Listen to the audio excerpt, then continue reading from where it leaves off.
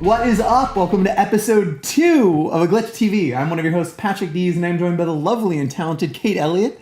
Hi. She hates it when I do that. She hates it.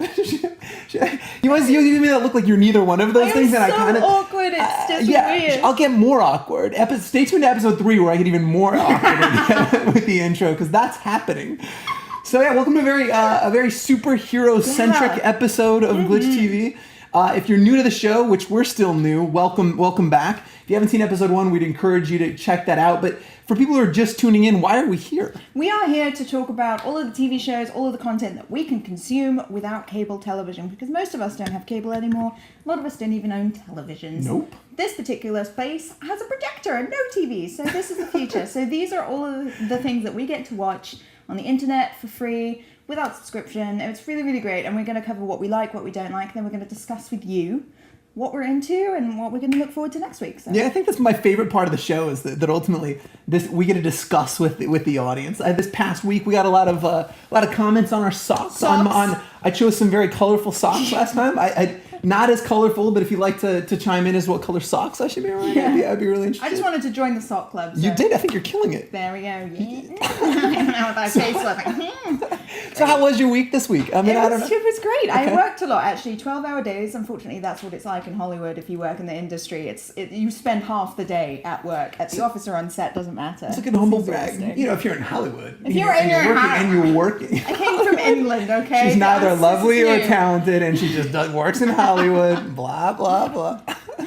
What did you do? What did you do? I actually I watched a whole lot of shows that were not on regular cable television, which we're going to talk about. I played a lot of The Witcher 3. Have you played this? Heard about this? I haven't. Unfucking believable. It is an unbelievable game. So I know we're not here to talk about video games, but between episodes of things you catch on Crackle, PlayStation Network, Netflix, highly encourage people out there to pick up a copy of Witcher 3. It is early front runner for Game of the Year, I think, at this point. Very nice. So good. So are you a Game of Thrones fan? Oh my god. All right, okay. So yes, like an enthusiastic 10 out of 10, yes. It's that of like RPGs. So like, I don't know, if you played BioWare's Dragon Age, it feels a little bit like baby's first RPG, right? It's a little bit like, I don't know, more like Tolkien-esque. This is very much like the Game of Thrones, this unsanitized fantasy. That sounds great. Unbelievably cool. So highly recommend I'm it. in. But that's not why we're here. We're not here talking video games. Although at some point I want to talk about this video games. We're here to talk about a lot of shows that you couldn't find on cable television otherwise. So let's jump right into it and take a look at what we're looking at this week.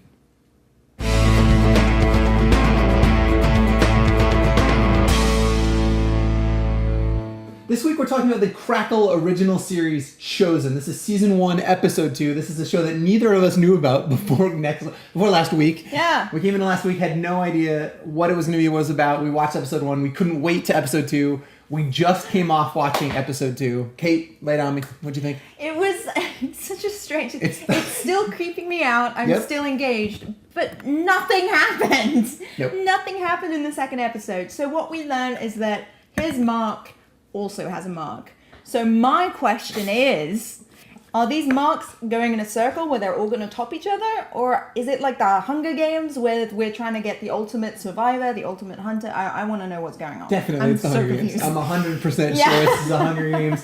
Yep, definitely. That's what they're going for. Last one standing gets a job at the FBI. Did you like this episode? I did. It was creepy enough. I was surprised. It was creepy enough. It was 5 out of 8 creeps. I have problems with paranoia when you're living alone, so that's what I kind of touched on last week, is when you live alone, you get paranoid every now and then. It just happens. When something moves in your house, you don't remember moving, or something appears, you don't remember putting there, you're like, ah! And that happens a lot in this TV show. Like, we start right off, and he gets a DVD in his office, and he texts his ex-wife, and he's like, thanks for the DVD of my kid playing football. And she's like, I love DVD. And you're like, oh shit, oh my god, something's happening. So for people at home, when she says football, she means soccer, but she's from across the pond. Well, so it's a ball. It's a ball, and you kick. No, look, I understand that the naming convention of football means way more sense. I'm with you. I'm just saying. I don't think American football should even be called rugby. It should be called hand egg. No, she was not playing hand egg. She was playing this version of glob ball soccer where all of the 6-year-olds just follow the ball everywhere. You can't even see it. I wanted to say, like, thanks for the DVD. Our kid sucks. It wasn't very. First of all, that whole setup was super lame. That, like, so he gets handed a new phone, right? You saw the phone, which is this, beautiful brand new Sony phone. And there's that whole setup about, he blows his mind that GPS can find him anywhere. And then the other thing was the Watchers conveniently send him a calendar alert that says, please kill that dude. And that alert pops up and I'm like, so lame. I'm gonna go ahead and say this. I'm gonna go ahead and say this. I think the writing, at least to this point, is just terrible, and it's underscored by wooden and laconic performances. And it was all that scene between he and his secretary is a microcosm for all of the really rigid. I think it's stylized and cool. I like the jump cuts, and I really like the palette. But that to me, when I was watching this, was I don't. Okay, kill the dude, alarm on your phone. It made me want to do that as a practical joke. I really want to leave here. I want that alarm to go off for you tomorrow, at your work. Don't do that to me. And it's just sitting on your desk and coworkers walk by and Kate, your alarm to kill that dude is going off. I think that would be I don't know. We had this, I don't know. The other thing that was kind of interesting, and I'll say this, this is a safe space, right? It's you and me and the internet. I got so excited by the last 36 seconds of the episode. I went ahead and watched episode 3.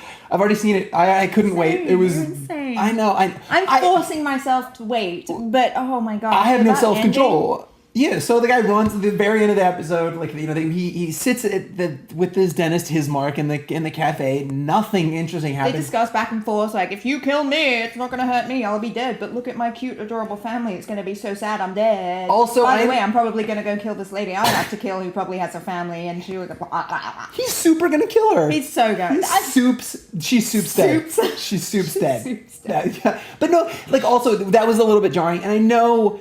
None of these things are going to age that well, but this was 2012, 2013, right? Preconceived 2011, shot 2012. He holds up photos, old ass, in my wallet, glossy photos. And it was I really just would have preferred that. Here's my wife, here's my kids. No. I still, well, maybe I'm just No, you don't. I will call you this. I have photos in my wallet. Bring it up. Let's show the audience. I have photos on my wall. No, she does not. Yeah, on her wall. Right? Yeah, I know, then that's fine. I'm saying, but you don't run around with legit old stuff. If I'm going to get killed, I'm going to walk around with my photos because I'm going to look at all the people I'm going to miss.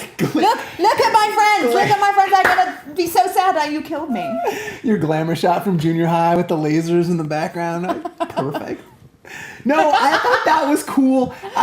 No, I didn't. I didn't think. I thought that was super lame. It was a great strategy, though. I admired his play. Look, dude, don't go for the sympathy vote. If you're going to get murdered, either try the no mercy, I am not going to bow down to you, or the please don't kill me, please, I have so much to live for, and look at my family. Yeah.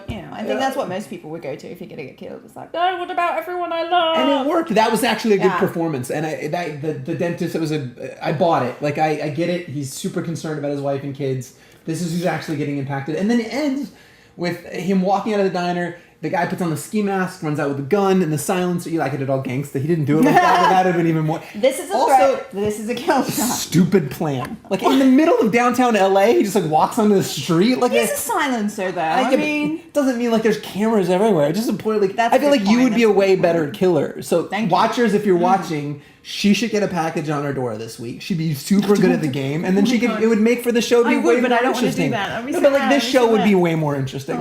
For us talking on Glitch TV, for us to, so I could come back next week and be so what's it like to actually have a box and be killing somebody? She gets a picture of a goofy redhead with weird socks, and she's I don't know what box. Anyway, that was episode 2. I want to denigrate the show a lot, and then what I do, I watch episode 3 immediately, and I will say, sneak peek, episode 3, a lot of stuff, shit goes sideways in episode 3, so I think there's stuff to look forward to here. I'm a little excited. bit. Yeah, you should be, because I think it becomes more high stakes bingo in episode 3, and at least it made me glad that I've kept with it. And again, this is a great example of things that you can find, content that's out there that you might not have otherwise known. This is a Crackle original. There's zero cost of picking this up. So I thought it was a good find at this point. And I'm, I don't know, we got 4 seasons of this. And the one thing I will say was it'd be interesting because you see him and obviously he's got his hair slicked back. He looks like Pat Riley in the 80s, the guy that coached the Lakers for sports fans. He looks like he's just lost his mind. But he's not, to be fair though, if you're told, okay, so this is a question I want to bring up. Oh, please. If you were given the box and you had to kill someone, Most of us, I think, would question it and want to go talk to the person and try and find out what's going on. But the problem with that is you get to know the person that you're probably going to have to murder, and that's psychologically going to damage you. Yeah, but I mean, I don't know how many people deserve that. I think a lot of people should probably get whacked. I'm okay with it. I'd be fine. Like, I'm just saying, like, most people are terrible. I get a lot of run on the internet for, like, they're like, oh, Patrick likes liking things. No, I think people are terrible. I like this premise. No. You're the kind of person that says we need another plague, aren't you? Yeah, sure. I'll lean into the villain role on the show. I'm all right with that. Okay, you're clearly the better human being of the two of us. You just said I'd be good at killing people. I think you'd be good. You're effective. This is no moral or ethical evaluation. You should be really good at pulling a trigger and like be hard to steal. I'm really, really good at the first person shooters at arcades. I'm not gonna lie. What's your favorite? There's a lot. I love the Jurassic Park shooter. But I'm really, really good. I played Rambo. It's like a double shotgun. Oh, you mean like the arcades, the light guns, like holding the gun. I'm really good at those. Perfect. So, and those skills totally translate. Yeah, I think that's how they chose that guy. That guy's like super good at like the time travel game, the Time Splitters arcade game. Goodness. I'm pretty sure that happens in episode 3. So, anyway, what did you think? Let us know. Are you going to continue watching? We certainly are. We'll come back next week, talk about episode 3. I guarantee there'll be a lot more to talk about, and I'm pretty excited.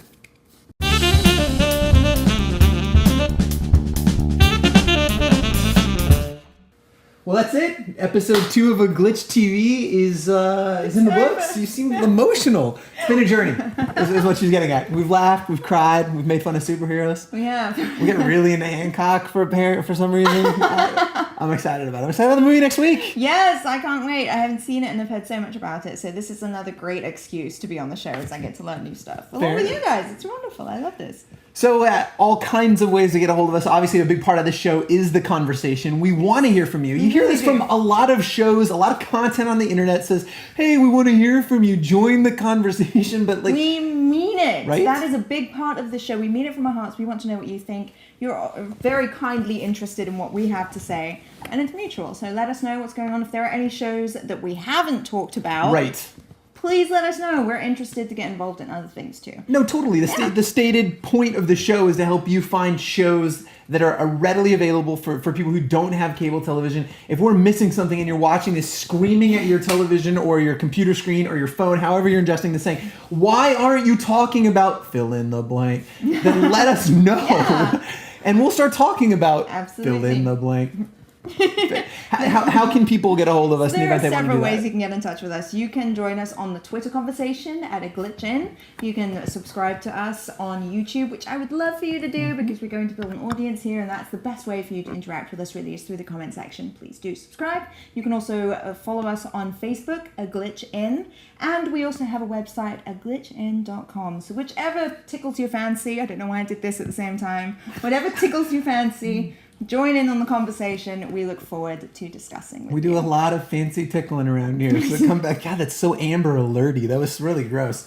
But come back. Join us for episode 3 in A Glitch TV, and we will see you next week. Anyways, between episodes of things you catch on Crackle, PlayStation Network, Netflix, highly encourage people out there to pick up a copy of Witcher 3. It is an early front runner for Game of the Year, I think, at this point. Very nice. So are you a Game of Thrones fan? Oh my god. All right, okay. So yes, like an enthusiastic 10 out of 10, yes. It's that of like RPGs. So like, I don't know, if you play BioWare's Dragon Age, it feels a little bit like baby's first RPG, right? It's a little bit like, I don't know, more like